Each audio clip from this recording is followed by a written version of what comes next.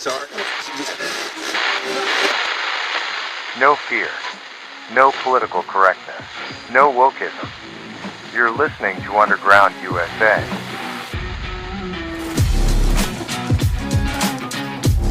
Thanks for listening, downloading, sharing, and subscribing. My name is Frank Salvato. As a lead into today's America's Third Watch program, in which we discuss at length Chuck Schumer's shameful but full-throated endorsement of interfering in another sovereign nation's election, among other things, I wanted to play a clip that illustrates the intense and expansive gulf between the far left and the rest of society. Sky News host Rita Panahi, if you haven't watched her segments on the left, I promise it will be worth your time, presents a clip of a far-leftist rattling off all of the democracy-killing and Hitler-esque agenda items that Donald Trump will execute once he is reelected to office, which is looking increasingly likely. As you listen, keep in mind that this individual believes in its heart of hearts, and I am using "its" on purpose, that all of these things are bad things, that all of these things are horrible and wrong. Let's end with a woke influencer who is seeking to scare the American people silly with what a second Trump term will look like. Here she details the sort of terrible policies Trump will implement if he's back in the White House. First, he promises that he will carry out the largest domestic deportation operation in history. He will also ask for the death sentence for anyone convicted of human trafficking. He will close the Department of Education and return all education standards to the states to decide. He will put prayer back into school, and he will criminalize any race-based advantage programs. So good so far. Is she trying to scare the public or make a pro-Trump campaign ad? It's hard to tell. He will ban any federal dollars from going towards gender-affirming care, which means anyone with government-provided health care will no longer be able to access gender-affirming care except for Viagra and Cialis. Those will still be available.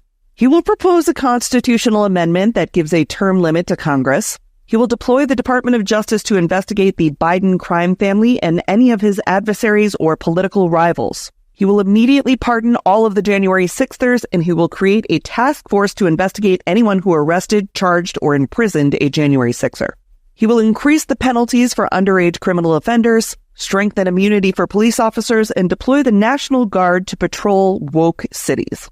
On day one, he will reassess our participation in NATO and says that every European country needs to pay the United States for protection. Okay, now I'm thinking she's actually doing this on purpose. Just about everything she listed there, even with the added hyperbole, is hugely popular with much of the American people. And by the way, despite the misreporting you may have read, Trump forcing NATO partners to actually pay up strengthens NATO. That's a good thing, but let's go back to our woke TikToker. He will kill all e-vehicles and e-vehicle legislation, seeking to replace that with the development of a flying car. He believes that we could create a car that vertically takes off. Now that just sounds awesome. You've convinced me, ladies. Surely there's nothing else wonderful that you could tell me about a second Trump term. He will remove all of the limits on American natural gas exports and drill baby drill for oil domestically. He will impose a tariff of up to 60% on Chinese imports. He will extend the 2017 tax cuts and drop the corporate tax rate from 21% to 15%. Well, lady, don't threaten me with a good time. As a US citizen, if half that stuff happens, I think I'm going to be moving back. And he will take billions and billions of dollars from private university endowments by taxing, fining, and suing the universities. He specifically names Harvard in this one. And then he will use that money to create the American Academy. It is a free online college that will be free of wokeness that he will force employers to recognize as a bachelor's degree equivalent. So that's Agenda 47. Okay, this is how the Republicans can save millions in the lead up to the presidential election. Just play that young lass's clip over and over again. It's the best campaign ad I've seen. Call me a knuckle-dragging mouth breather, but I see nothing wrong with any of the points with which it is taking issue. Each is mired in common sense and forces individuals to take responsibility for their actions, and I especially agree with the point it takes issue with about the death penalty for human traffickers. But the larger point is this. A hot topic of conversation among many Americans is that we are facing the greatest divide since the end of the U.S. Civil War, and, many fear, we are on the precipice of a second U.S. Civil War. I suggest we have been in a serious and very real culture war for decades. Have we really arrived at a point in time when the gulf between the far left and the rest of the country finds the far left defending human traffickers and pedophiles? Demanding treasure from the government simply because they exist? End the Department of Education and re-empower the states to oversee education as intended? Absolutely. What's wrong with that? Supporting term limits? Who in their right mind doesn't? Force NATO members to actually pay their dues? The gall! You've heard me say this before, and I will say it until my dying day, God willing. The only reason we have far-left elected officials creating and passing these incredibly inane and societally destructive laws and regulations is that idiots like it vote like-minded idiots into office. We wouldn't have the AOCs or the Adam Schiffs or the Hank Johnsons. You remember him. He believes stationing Marines on Guam would literally cause the island to tip over. We wouldn't have these people in elected office if self-righteous, virtue-signaling, intellectually stunted dolts like it didn't vote for them. Long ago, the progressive neo-fascist left manipulated the American people into believing that conversing about politics and religion with friends and family was impolite, something that shouldn't be done. In reality, they used this shaming tactic to dupe everyone into refraining from discussing what the political class was doing, and through the prohibition on talking about religion, expunged discussion about what is right and what is wrong, morality and ethics from the public square. In order to counter the incredible influence that the its have in the American and international public squares, we must resume having discussions about politics and religion. This doesn't mean we have to argue about it, but we must begin a civil discussion with all who have the intellectual capability to do so. Sadly, for many of the its out there, it is way too late. But it isn't too late for the Republic. It's just not going to be easy. When we come back, this morning's segment on America's Third Watch with Kyle Warren, as broadcast on the Genesis and Salem Communications Network.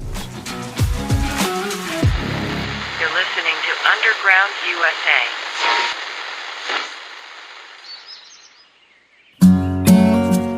Handcrafted exotic blend teas at the lowest shipping cost anywhere.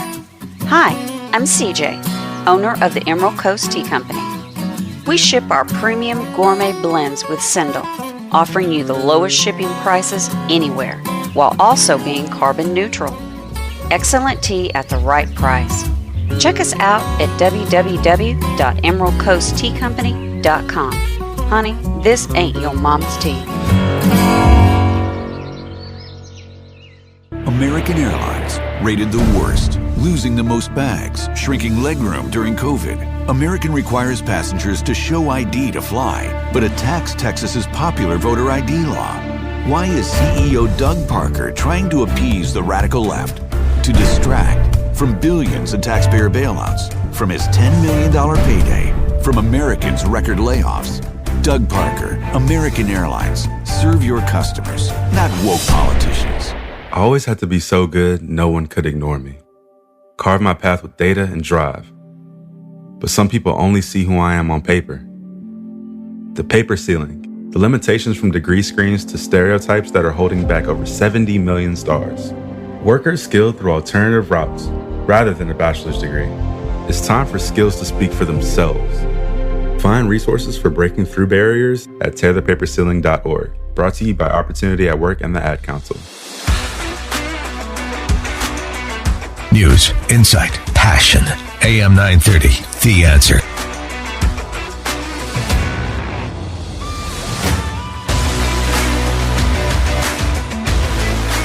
We've got Frank Salvato from undergroundusa.com, of course, also author of the book Nullification, with us this morning. Good morning, Frank. Mr. Kyle. All right. Well, I'll tell you, it's been quite a week. There's no doubt about it. Lots of developments. But you know, Frank, one of the things that we saw earlier today was Senator Chuck Schumer somehow deciding, well, I'm sure he's doing this in cahoots with the White House for sure. That's my opinion. But going out to make sure we undermine the Netanyahu government in Israel. What do you think about that? Well, it is disturbing on a very elevated level. Here you have the leader of the Senate actively trying to undermine the election process in a sovereign nation. They call that election interference here in the United States. And they railed against it in the last two elections, that there was election interference. We can't have election interference. We have to have free and fair elections where everybody has access to the ballots and everybody gets to vote and everybody's vote counts. And then this incredible hypocrite gets up there and makes a fascistic speech that is worthy of both Mussolini and Stalin, saying that we need to intervene in another sovereign nation's election process to set up a government that's more pleasing to us. That's unbelievable. Yeah. In fact, so folks, if you hadn't heard what Schumer had said, he basically said that the world has changed since October 7th. The Israeli people are being stifled now by a governing vision that is stuck in the past. And I think talked about, political ambitions are blinding Netanyahu and all this other kind of stuff, and basically calling for new elections. This is, you said it so well, Frank. This is so disturbing on such an elevated level, because this is something that, if we had people talking about our election, we would say, hey, stay out of our business, but Chuck Schumer is just wading right in. Chuck Schumer would be at the front of the line to complain about somebody saying something about our election process.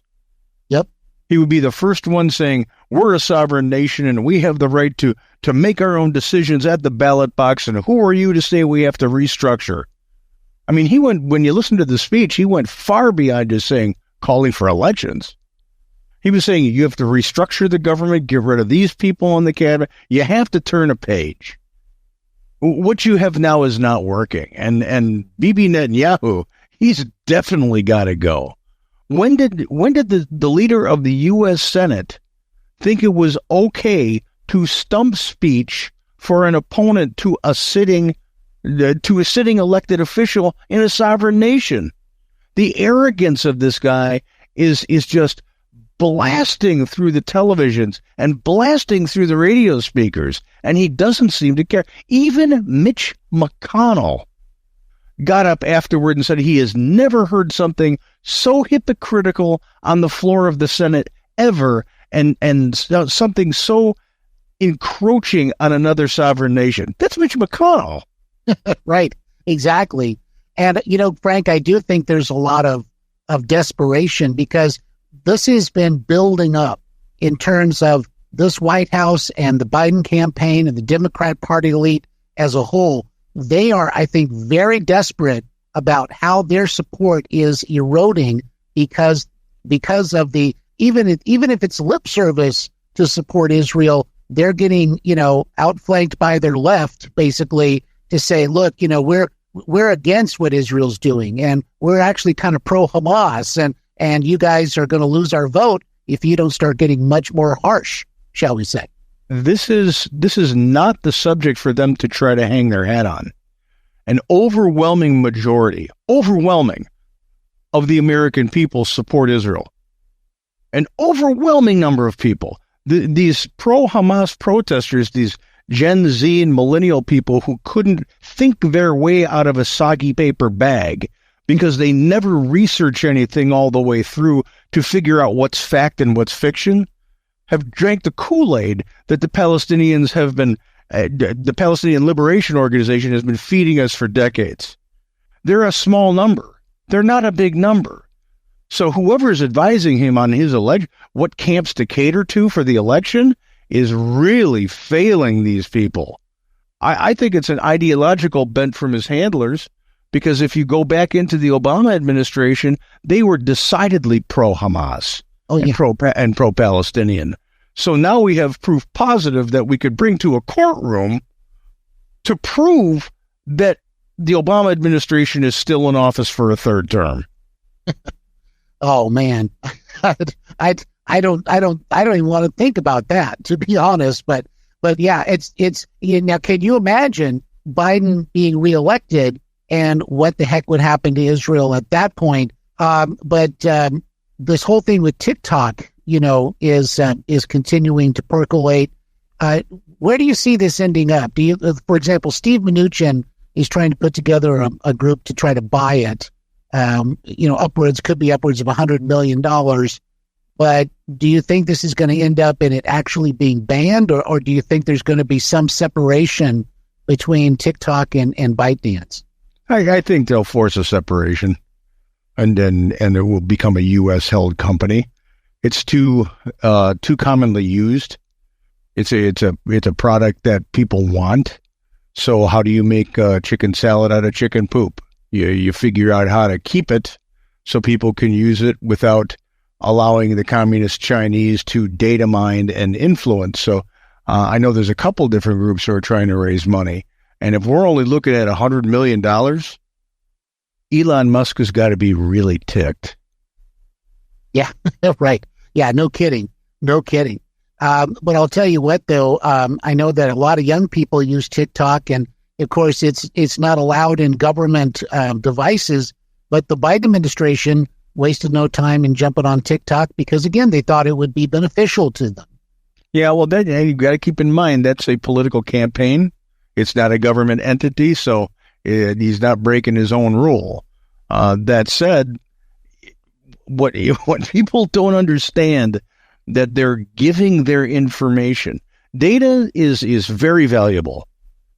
People can figure out exactly who you are, what you do, and predict everything about you in the coming days, weeks, months, and years from the data they glean from what you do on social media. Yeah. The communist Chinese have figured out we need the data so that we can lead you down a garden path with what we post to get you to think the way we want you to think. And if they capture the next generation, and they're well on their way to doing it, because I don't see a lot of kids divesting themselves of the TikTok app. Yeah. If they succeed, this country is over as you know it. Well, you just said something that was really very significant, very chilling and scary. And that is telling people what to think. And being able to craft it. In other words, they don't hold up a sign and say, okay, today we want you to hate your country, and today we want you to vote this way and all that. It's much more sophisticated than that, isn't it? There's a perfect example. The propaganda machine from the Marxist left in the United States, starting back at the turn of the 20th century, made a considered effort not to call the country a constitutional republic, to call it a democracy. Right. And they kept calling it a democracy and kept calling it a democracy. And suddenly it became something that was firmly placed in the American lexicon. And you've got even elected officials calling it a democracy when it's a constitutional republic. You had iterations of names for Planned Parenthood when Margaret Sanger was still in control of that organization, when they were pushing eugenics. And they kept changing the name and changing the name and changing the name until it was something palatable for the people to hear. And where'd we come with Planned Parenthood from all the way back then? Now, abortion, which is the termination of a fetal life, is now women's reproductive health. Yeah, and Kamala Harris made a big deal out of that, being the first vice president, or president evidently, to ever actually visit an abortion clinic. but she tried to make it sound like this was, the greatest thing ever. Well, and this is how that works. When you can be influenced with words, TikTok is a propaganda machine for the Communist Chinese Party. Bottom line, period, dot. So when you can start molding the way people say things, they know they've got you. Now we just start steering the preferred narrative, steering the preferred words to use, and pretty soon what your parents used to call something, you call something completely different. And now you start charging those phrases and words and titles with antagonism, and you create the divide. What did Mao do in the Cultural Revolution? He pitted the children against their parents and their families, so the state could become their parent, their alpha, and their omega. And if you don't think that's happening here in the United States under the tutelage of the Marxist left, and supercharged by an app like TikTok, and I'm not giving a pass to every other social media place. I'm not doing that. Our media is complicit in it. They're horrible. They're the worst. Remember, Joseph Goebbels said they learned how to do their propaganda from the New York Times and the American media. Wow. And our social media platforms, just as culpable, gleaning just as much data, but we're not feeding that data into a nation state foe that wants to see us erased. Mm-hmm. Exactly. In fact, those terminologies you're talking about, that's why if you hear people say, I want to fight to preserve our constitutional republic, it's almost been reversed to sound like, okay, you're one of those, you're kind of a crazy, but if you're fighting to preserve democracy, well, then you sound righteous at that point. And that's how they did it. Think about it. Being literal and being correct and accurate by calling it a constitutional republic, or even just a republic. Now you're one of those fringe people. Right. You're one of those incredible radicals. You probably cling to your guns and your Bible, and you're probably nice to people too. You probably help old people across the street. You white supremacist bastard. Exactly. Well, the time we have left here in this segment, we talked about this once before, but it's back in the news. Alec Baldwin is asking for this trial or this charge of manslaughter, I think, to be thrown out. What do you make of all this again? Because this has gone round and round and round. And what's your take on all this? It's a little more complicated than just a mistake. The live rounds shouldn't have been on the set. Somebody has to be culpable for it. But he and his legal team would have been remiss if they didn't try to ask for the dismissal. Mm-hmm. Because of what happened before the adjudication before. So his legal team's crossing all the T's and dotting all the I's, and that's all you can ask for from your legal team. But somebody pulled the trigger, and somebody loaded the gun, and somebody's dead. So there's got to be a price to pay. Manslaughter, that seems to me to be getting off a little easy. Yeah, well, the armorer, I think, was just convicted of involuntary manslaughter, I believe. Yeah, I don't think it's premeditated. You can't go murder one. I don't even think you can go murder two. But there was a loss of life here. Yeah. So somebody has to pay a penalty for this, and it can't just be skating away. Well, Frank, there's so many different things that are happening, especially throughout this week, that it's really mind-boggling. I do want to ask you about some things maybe going on the border right now as well. But first, let's take a call. We've got Backgammon Bob giving us a call this morning. He's got a question and or a comment for you. Good morning, Backgammon Bob. You're on with Frank. Good morning. I saw where Canadian law endorsed by Trudeau government could imprison people for life for speech crimes. This is where fascism, liberalism is headed. And another thing is that Democratic can go around the Supreme Court, then they can nullify the Supreme Court if they can pack it or whatever. All right. Right. Good question. What do you think, Frank? Yeah, it's disturbing up there. Now, obviously, Canada has a different set of rules than we do as far as their constitution. It's fairly similar, but it's got significant differences. But the idea that someone can be jailed for life for something they say, well, it's not a free country anymore then. When you lose freedom of speech, you lose freedom, period. And we are seeing some of that happening here in the United States, little by little. It's usually in the arena of we've got to figure out how to make sure that social media is safe for everybody. I don't want government making anything safe for me. If I don't like something on social media, I've got the intellect and the intestinal fortitude to say, well, I'm going to click off that. I don't. Isn't that what liberals have told us for years? Oh, you don't like this program, turn the channel. Yeah, turn it They've off. Always said that. Yeah. So if I'm worried about kids on social media, all of a sudden being influenced about something or being moved to take their parents' weapons and go shoot something up, that's a matter of horrendous parenting. It's not the medium that people are on for social media. If somebody's bullying somebody on social media, the bully has not been raised right. It becomes a parental issue. We've got a generation and a half, maybe 2 generations now, where people had kids and then decided, well, I know I like free-range chicken. Maybe I'll have a free-range child. You can't have that. Children need structure. Children need to understand boundaries, that there's consequences for actions. And there are repercussions for things they do that are bad.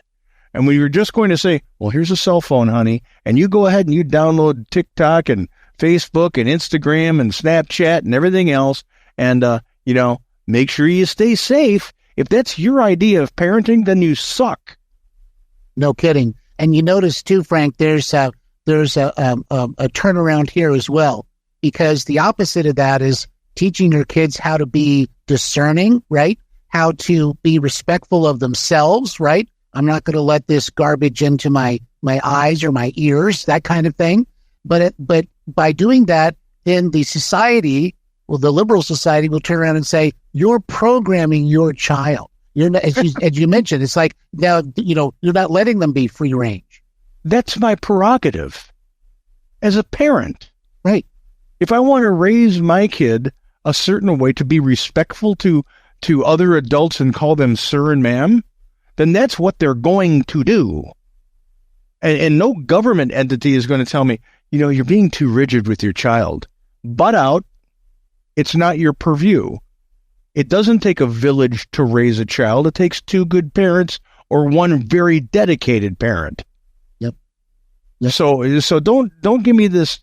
We've gone so far down the path where people expect the government to take care of it. That's not the way this country was founded, and it's not the intent the framers had for who we are supposed to be. We are supposed to be free people that make our own decisions. Your right to punch ends where the tip of my nose begins. And people need to keep that in focus. We hear so many times. Today I was listening to on the break, there was something that was coming through on the commercials about incivility in the workplace. Mm-hmm. And we're going to have more people not paying attention to somebody or not wanting to listen to that person. Tough. That's life. Yeah. There's nothing in the U.S. Constitution that guarantees you get to exist non-offended. Well, that's right. And it doesn't mean you have to be a jerk. You don't go around just being a jerk. But if you're raised correctly, you shouldn't be a jerk. Well, exactly right. That's right. In other words, do unto others as you would have them do unto you. Are you doing religion? Yeah. I mean, so that was the government says no. Yeah, but that's the thing though. And basically by making sure that you're not offended, that means somebody has to decide what is offensive and what you can say. And the day that they decide that your point of view is offensive, well, you're sunk now. There is no more making an argument for your position. And this is the point that I've been making for years. hate speech laws are unconstitutional. Hate crime laws are unconstitutional. Why? Because it takes someone to decide what hate is. And that means that definition is malleable. So we shouldn't have that. It was a hate crime. How do you know what was in his head? I don't care what he was saying. How do you know what was in his head? And who are you to decide what is hate and what is not? Are we going with mob rule on this? 51% says? Or do we have to have some rubric that is so complex that only a Supreme Court justice can understand it? Well, in some cases, like, for example, you could be charged with murder. You could also be charged with murder with special circumstances. For example, you laid in wait for someone, showing all this premeditation. But that is not the same thing that you're describing, no. The idea of a hate crime. In other words, so there can be gradations of how you could be charged. But you're right. Once you start going down that path, now you've got an entirely new set of esoteric aspects of these things. Well, and we touched on it in a previous segment. This is about control. We don't want you saying that. That's hate speech if you say that. You can't say that. Now we're going to make it a crime for you to say that because we don't want you to say that. Well, how does that mesh with free speech? Right. There's this argument that you can't say fire in a crowded theater. Well, yes, you can. There's just consequences for it. But you still have the freedom to say it. That's right. Yeah. This is where understanding that there are repercussions for your actions comes in that your parents should have taught you. And so there's the breakdown. That's the breakdown. Yeah. Yeah, because parents can't do that or haven't done that, or for some reason were kept from doing it. Would much rather clap quietly on the sidelines at little Portnoy's soccer game and say they were a good parent because they attended the extracurricular activity. If that's your idea of parenting, again, you suck. It's nice to attend your kid's game, but when little Portnoy throws a temper tantrum on the field because he didn't get the ball enough, you've got to correct him. That's right. Well, sorry, Frank, I have to say, right, spare the rod. Yeah. Spoil the child. That's right. Let's get a bigger rod. Yeah, but of course, what that means is correction. You're exactly right. You have to correct them so they know how to live in the world, how to be good people. That's the whole point. It was just a kinder, gentler way to say it, Cal. Yeah, that's right. Well, I'll tell you what, Frank, the time just flies by this morning. We appreciate you being here, of course. Undergroundusa.com is the website. The book is Nullification. You can find that on Amazon, of course. And Frank, you have yourself a great weekend. We'll talk to you on Monday, my friend. Stay low, my friend. If you like the podcast, subscribe, leave a comment, rate it if your platform lets you. Be sure to head on over to undergroundusa.com to sign up for our Substack, which comes straight to you, circumventing the censors and the fact checkers, because we both know that they're worthless, and that's been proven over time. And be sure to pick up your copy of Nullification, the case for decentralizing the federal government, available in Kindle and paperback over at Amazon.com. You're listening to Underground USA. My name is Frank Salvato, and we will be back right after this.